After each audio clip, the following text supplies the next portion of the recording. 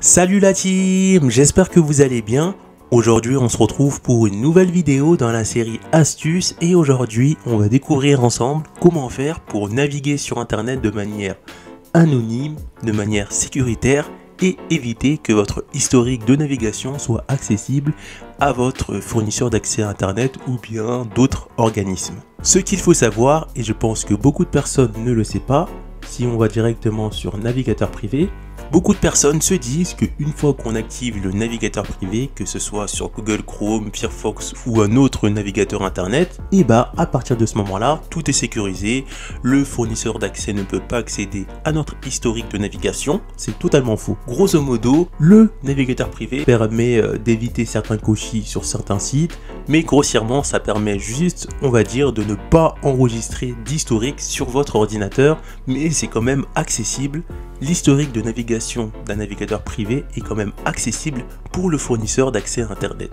Mais moi je vais vous présenter un moyen qui permet de naviguer sur internet totalement anonymement et même votre fournisseur d'accès ne va pas pouvoir accéder à l'historique de vos recherches sur internet. Alors n'hésitez pas à vous abonner à la chaîne, à mettre un gros pouce bleu et à activer la cloche de notification parce que ce sont des moyens gratuits qui permettent de soutenir la chaîne. Ce moyen en question c'est le VPN. Ce qu'il faut savoir avant de parler de VPN, c'est que chaque ordinateur a une adresse IP. L'adresse IP, on peut la comparer à la plaque d'immatriculation d'un véhicule, à l'adresse d'une maison, pardon. Donc ça permet tout simplement d'identifier votre ordinateur sur internet. Et lorsqu'on utilise un VPN, ça permet de changer l'adresse IP. Ça veut dire que vous avez une nouvelle adresse sur internet et à cause de ça ou grâce à ça, votre fournisseur d'accès à internet ne va plus pouvoir accéder à l'historique de votre navigation internet. Donc voilà un peu la base d'un VPN et pourquoi ça permet de sécuriser la navigation internet. Donc la deuxième question qu'il faut se poser, mieux vaut opter pour un VPN gratuit ou payant?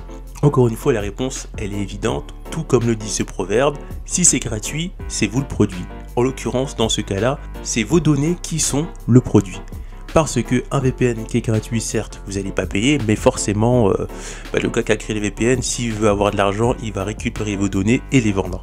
Donc voilà pourquoi il faut mieux opter pour un VPN payant, parce que le but c'est de sécuriser les données, pas qu'on les utilise à votre insu ou avec votre accord pour gagner de l'argent. Donc là on retrouve les 7 meilleurs VPN, bien sûr payants. On va dire, si je me base sur une moyenne, c'est à peu près, allez, 85 voire 92 euros, entre 95 et 85 euros en moyenne pour un abonnement annuel. Donc vous comptez dans ces eaux-là, 85 ou jusqu'à 95 euros pour un abonnement annuel. Donc là, sur les 7 VPN, la plupart de ces 7 VPN ont une particularité propre qui permet de se démarquer des autres concurrents. Dans mon cas, moi j'ai opté pour ExpressVPN parce que c'est le VPN le plus rapide. Et moi j'ai besoin d'avoir une connexion internet rapide. Mais on a d'autres VPN qui sont bien, donc celui-là il est un peu plus sécuritaire je crois. Donc pour les personnes qui savent pas quel VPN prendre et qui veulent le moins cher, je conseillerais de prendre NordVPN parce que c'est en général le moins cher et c'est le VPN qui met souvent de grosses promotions. Donc là on a une offre. Actuellement si vous prenez l'offre vous payez 69 euros pour les 2 premières années et ensuite ça va être 87 euros par an. Donc c'est quand même intéressant de payer 69 euros pour les 2 premières années et ensuite c'est 87 euros par an.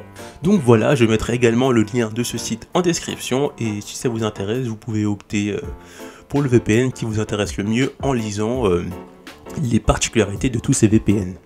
Donc moi j'ai un VPN, c'est ExpressVPN.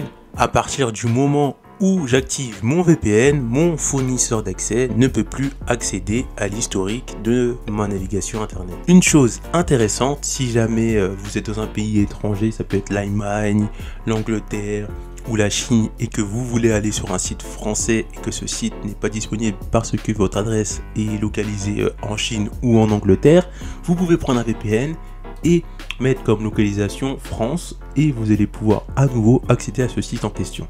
Donc ça peut être très intéressant. Après je sais que d'autres personnes profitent de ce système pour faire des choses illégales en se mettant en Allemagne, en Amérique, alors qu'ils sont en France pour d'autres choses illégales que je ne citerai pas dans la vidéo.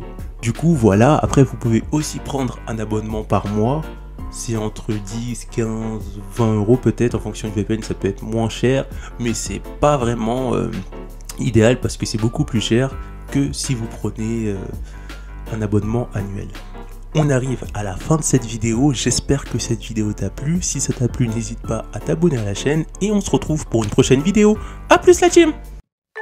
Pour retrouver d'autres astuces sur Windows, cliquez sur les flèches du numérique après vous êtes abonné bien sûr. Rendez-vous dans l'onglet Playlist et là cliquez sur la playlist Astuces Windows. Donc pour l'instant on retrouve que quelques astuces Windows, mais je mettrai bien évidemment cette playlist à jour dans la mesure du possible. A plus la team!